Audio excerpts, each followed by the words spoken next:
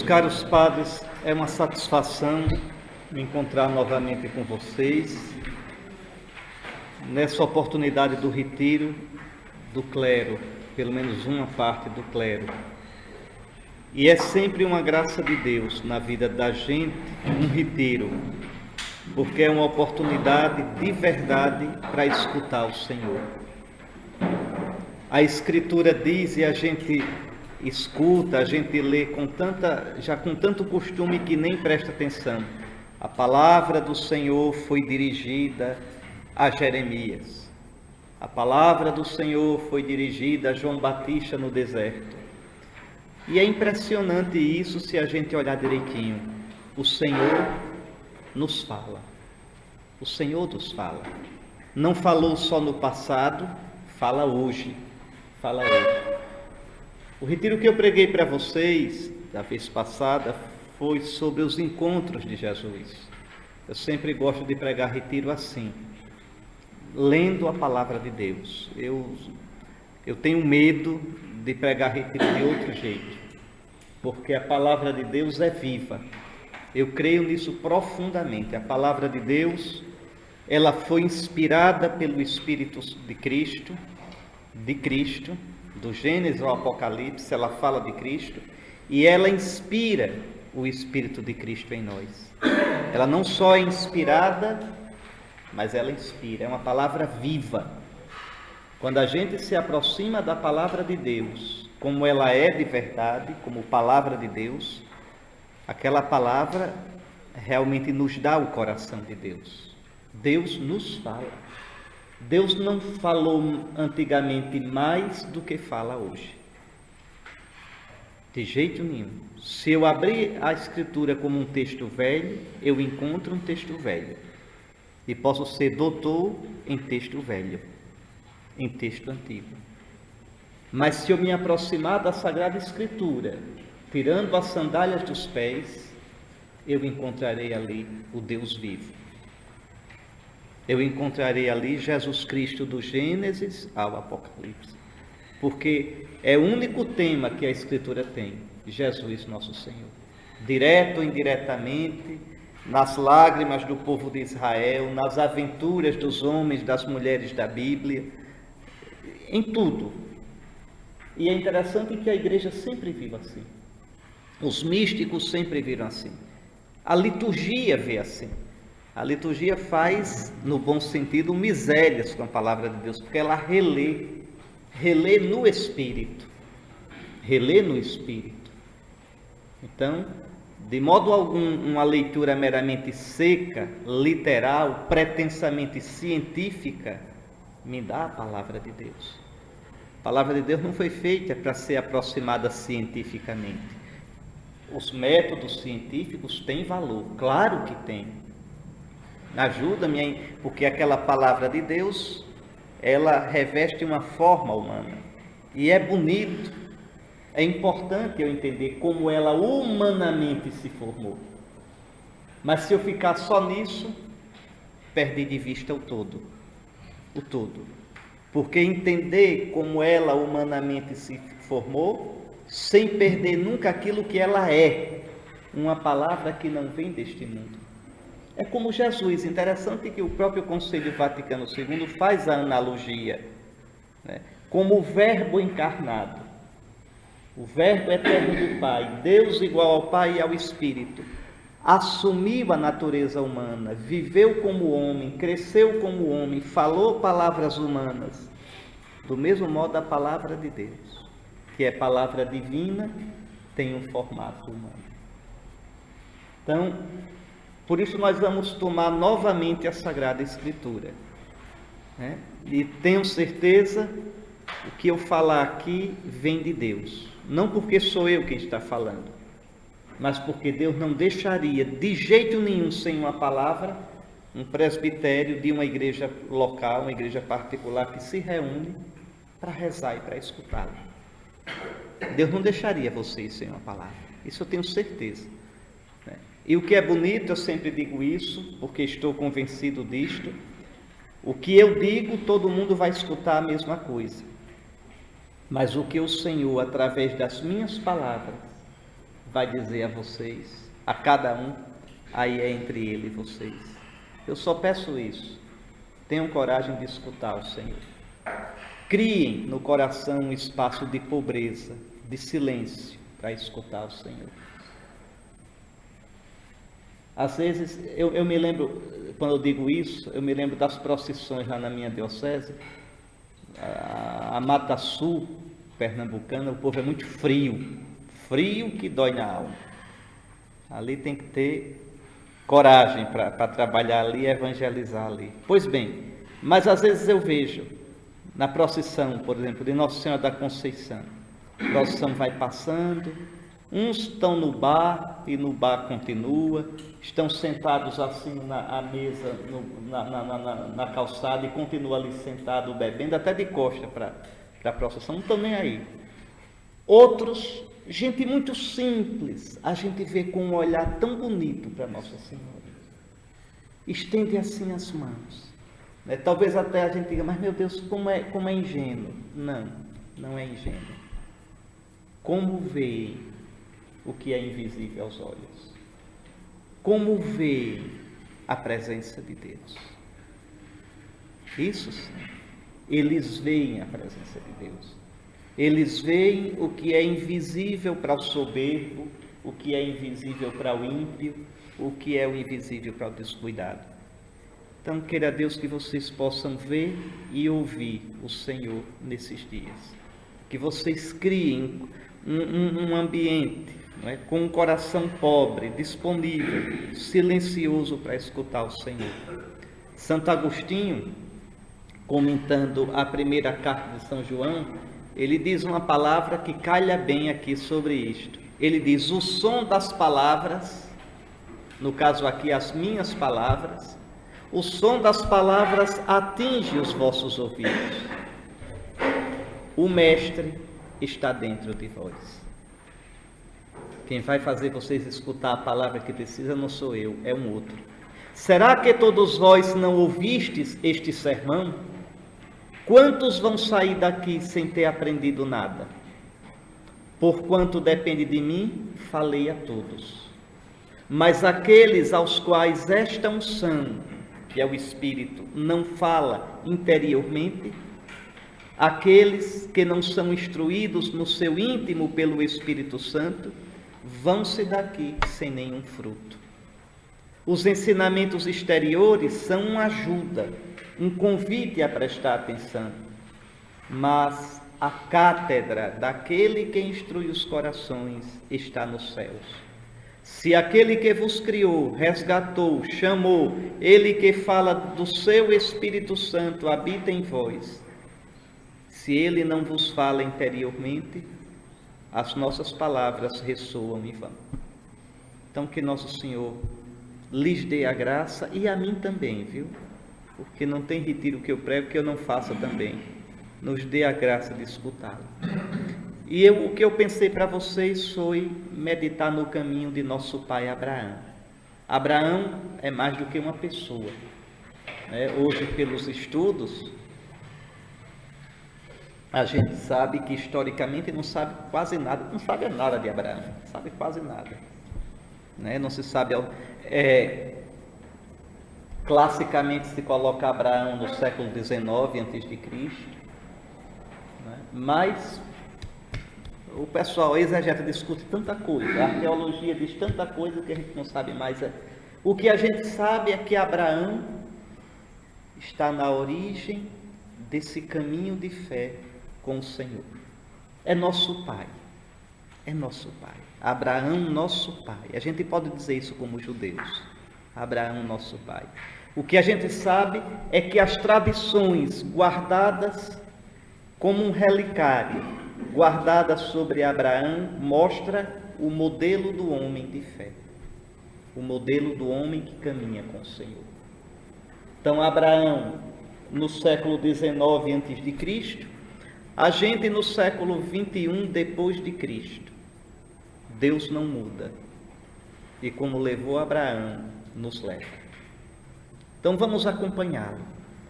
É uma história muito bonita, muito bonita. Então, primeiro, o chamado a deixar, o desafio de partir. Partir não é tudo. O padre colocou ali, vocês sabem, no final da meditação vamos cantar. Me lembre, padre, para a gente cantar. Tá certo? Pronto. Mas não é tão velho assim não, padre. O negócio aqui hoje muda tanto de música que até... Não é tão velho, não é tão velho assim não. Bom, partir não é tudo. Essa frase aqui, é desse canto, é a segunda estrofe desse canto. Partir não é tudo. Certamente a quem parte nada deixa, busca só sua liberdade. Partir, mas com amor ao seu Senhor, com o coração aberto a todos. Vamos meditar sobre o itinerário de nosso pai Abraão, sobre sua aventura com Deus. Abraão é muito mais que um indivíduo, é um desafio, é a história de um sonho de encontrar o Deus vivo e caminhar com Ele. A história de Abraão é a história de todo crente, daqueles que teimam em crer e esperar em Deus contra toda lógica e contra toda esperança. A gente vive num mundo tão lógico, né? Tão preso nas nossas medidas. O homem nunca foi tão infra-humano nesse sentido como hoje em dia. Porque hoje nossa cultura ocidental nega um aspecto central do ser humano, que é a saudade de Deus. Isso é irrefreável no ser humano. E a nossa maior dignidade não é pensar, não é ter uma consciência, mas é ser aberto para o infinito. A gente só pensa e só tem consciência para responder a Deus. Deus não nos criou livres para a gente escolher entre um picolé de morango e um picolé de coco, entre ser médico ou ser advogado. Deus não escolheu, Deus não nos deu a liberdade para isso. Deus nos deu a liberdade radicalmente para dizer sim ou não a Ele, para viver a vida como um sim ou não.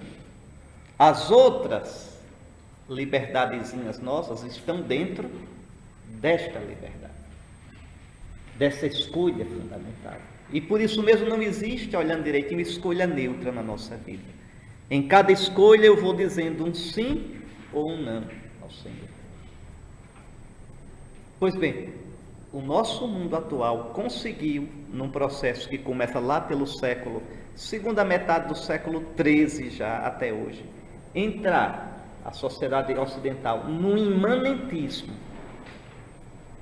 tão fechado em si, é o que eu toco, o que eu vejo, o que me serve, que a gente que foi feito para o infinito vai se tornando, é como se as nossas antenas para o infinito, aquilo que a Bíblia chama de espírito, essa saudade, essa abertura, a gente vai atrofiando. Impressionante. Na própria teologia. Na própria teologia de hoje, a gente abre e chega a dar tristeza. Parece que é somente o homem conversando com o homem. Se confunde teologia com psicologia, sociologia, antropologia, seja lá o que for. No fundo é uma palavra do homem sobre o homem. E aí é sem graça. Não tem novidade nenhuma, não liberta. É como alguém que está se afogando e quer sair do afogamento puxando o próprio cabelo. Não adianta, se afoga. Só o eterno, só o infinito renova, areja. Olha o Ocidente, olha o Ocidente. O Ocidente que criou uma cultura maravilhosa, é hoje uma cultura em estado de necrose. Necrose. A Europa está caminhando para desaparecer culturalmente. Veja. Mas vamos lá. Então, Abraão é esse convite a olhar, a caminhar com aqueles que teimam em crer e esperar em Deus contra toda lógica e contra toda esperança. Assim, a história que vamos contemplar é como que uma parábola da experiência de cada um de nós e de toda a humanidade. E Abraão é isso. Abraão, veja, é um personagem e ao mesmo tempo é uma parábola sobre nós, sobre todo aquele que se mete a caminhar com Deus. É nosso Pai mesmo. Ele é um símbolo vivo e comovente do nosso caminho rumo a Deus.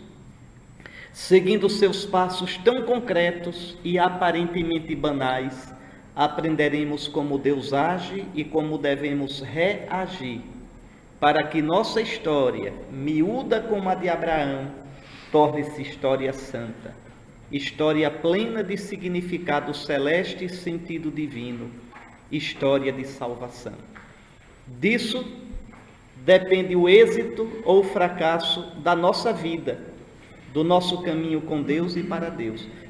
Veja, Abraão percebeu que a sua história era uma história santa, não era uma história banal. Mas a nossa história, a sua história, meu irmão, se você vivê-la na fé, ela é uma história sagrada. Porque é história vivida diante de Deus. É história vivida como um sim ou um não a Deus. E aí essa história se torna uma aventura. Uma aventura. Veja, com um Deus que quer você sempre mais adiante, que lhe promete a bênção sempre mais para frente, que o faz caminhar. Mas vamos lá. O Senhor disse a Abraão: sai da tua terra, da tua parentela e da casa de teu pai, para a terra que eu te mostrarei. Eu farei de ti um grande povo, eu te abençoarei, engrandecerei o teu nome, sê uma bênção. Abençoarei os que te abençoarem, amaldiçoarei os que te amaldiçoarem.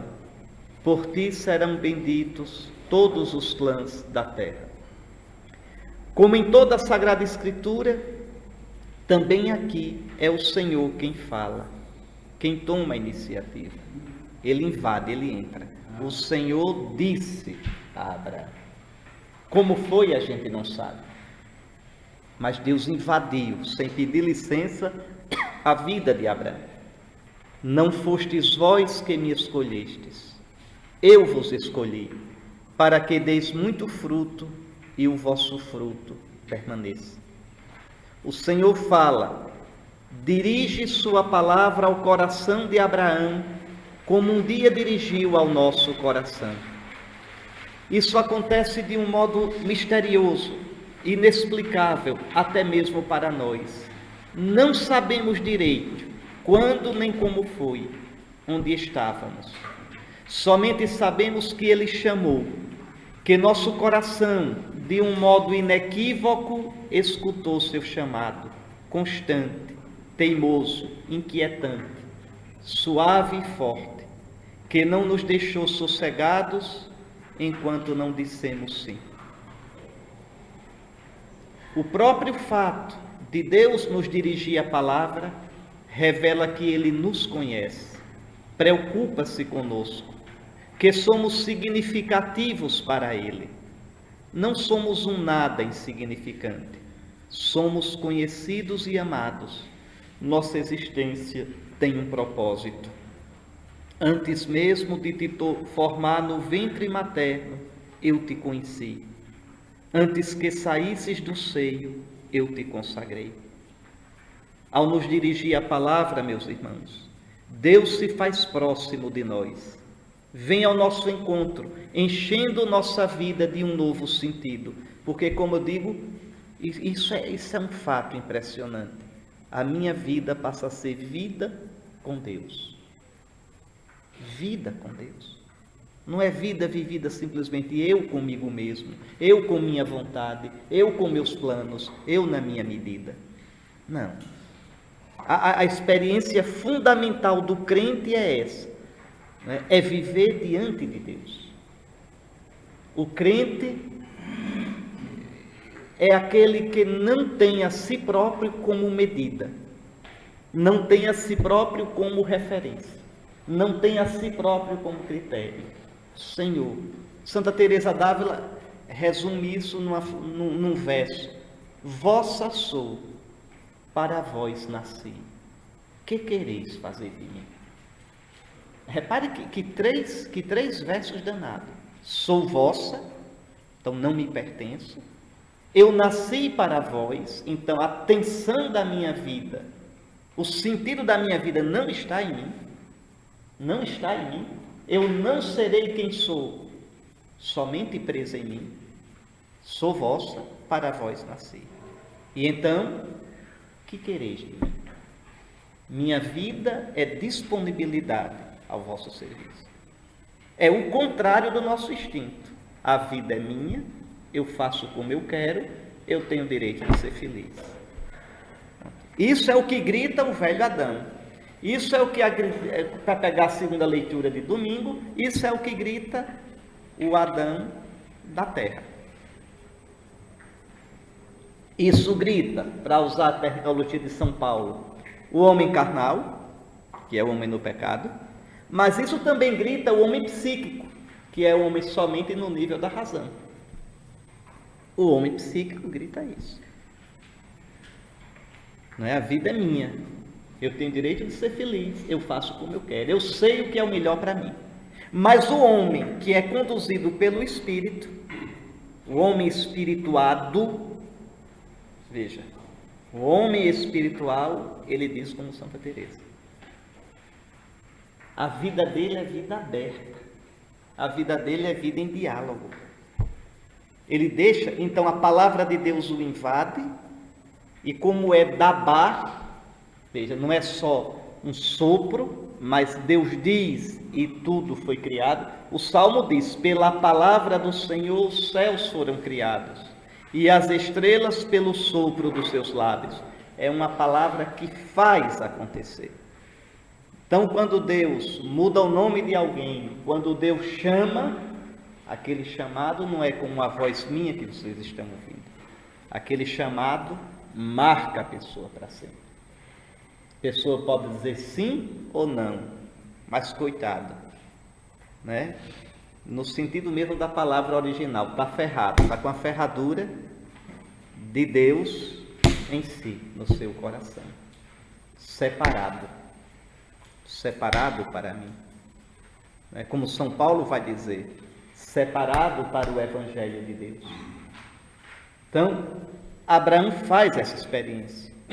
Ao nos dirigir sua palavra, o Senhor deseja criar em nós uma realidade nova. E se nós nos abrirmos a esta palavra, teremos nossa existência totalmente renovada, transformada, planificada de um novo propósito e de um novo sentido.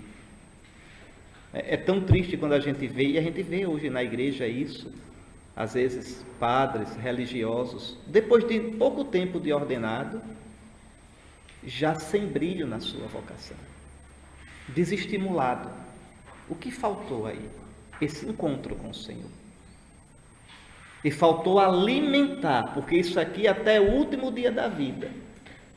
Eu não garanto a vocês que eu termine a minha vida como bispo. Eu não garanto, eu sei lá. É uma luta todo dia, para não desanimar, para não desistir, para continuar crendo.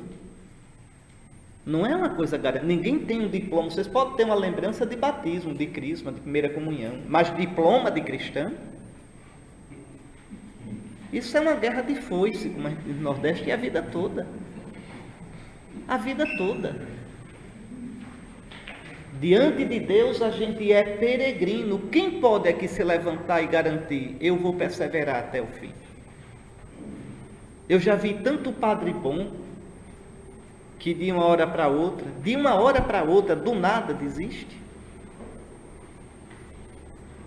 Recentemente os bispos estavam até pensando que ele ia apresentá-lo para bispo, desistiu, acabou-se. Não quer saber de nada mais. Assim. Quem pode garantir que isso não lhe acontece? Que o coração não esfria? Que o entendimento não embota? Nenhum de nós pode garantir, não. Nenhum de nós. A gente é peregrino diante de Deus. Então a guerra nossa de se deixar o dia todo interpelar pelo Senhor, de dizer, fala, Senhor, nem que seja para me xingar, fala, Senhor, nem que seja para me corrigir, fala, Senhor. Não me negues a tua palavra. Ainda que seja uma palavra dura de repreensão, não me negues a tua palavra. Porque a tua palavra é vida. Assim foi com Abraão. Na palavra do Senhor Deus, aos 75 anos, olha, ano que a gente fica emérito, aos 75 anos, ele como que renasceu para uma outra forma de vida, uma aventura jamais imaginada. O Altíssimo surpreende. A iniciativa é sempre dele, é ele quem chama, quem toma a iniciativa. Ele que nos conhece e sabe nossas possibilidades. Abraão escutou o Senhor depois de uma longa existência. Deus, de modo inesperado e inconveniente, numa etapa menos propícia da vida de nosso Pai, vem ao seu encontro. Veja, que coisa. É como Moisés. Que idade Moisés tinha quando Deus o chamou? Que idade tinha? Segundo a Escritura, tinha 80 anos. A Escritura diz que Moisés passou 40 anos no Egito. 40 anos cuidando do rebanho do seu sogro. Lá vão 80. E 40 anos carregando Israel nas costas. Morreu com 120. É claro que é simbólico, né? 40 é uma geração, 40 é o número perfeito, 3 vezes 40 é dizer que Moisés viveu bem em cada fase da vida. Que Moisés viveu plenamente, tão plenamente que os olhos não enfraqueceram, os ouvidos não ficaram surdos, ou seja, é um homem realizado. É isso que a Escritura quer dizer. Realizado porque se esqueceu de si, porque viveu para Deus. Veja como é interessante. Mas é a mesma coisa aqui. Abraão está com 75 anos e Deus invade a vida dele. Veja, não é? Abraão escutou o Senhor. Escutou. O triste é que muitas vezes deixamos que as tantas vozes do mundo sufoquem a suave voz de Deus que chama. Tantas ocupações, tantas preocupações, tantas desculpas. E sufocamos o sussurro do amoroso e insistente do Senhor. Fica-nos somente então uma saudade, um vazio, uma insatisfação, com a triste sensação de que algo nos falta. É a maior miséria que pode acontecer na nossa vida. Deixar de ouvir Deus. Só ouvir a mim mesmo, a minha lógica. Quando eu comecei, eu sonhava o sonho de Deus. Eu sonhava, eu sabia que nada era impossível para Ele. E eu me entreguei. Depois eu fui ficando sábio da sabedoria do mundo. Ou seja, somente um bobão aos olhos de Deus. Me enchi da lógica do mundo, da medida do mundo. E fui deixando de escutar o Senhor. E a vida que era uma festa, que era um caminhar com Deus, tornou-se um caminhar sozinho, monótono, sem graça, um deserto. E a alegria foi-se embora. Então, cuidado com isso. O crente é peregrino diante de Deus.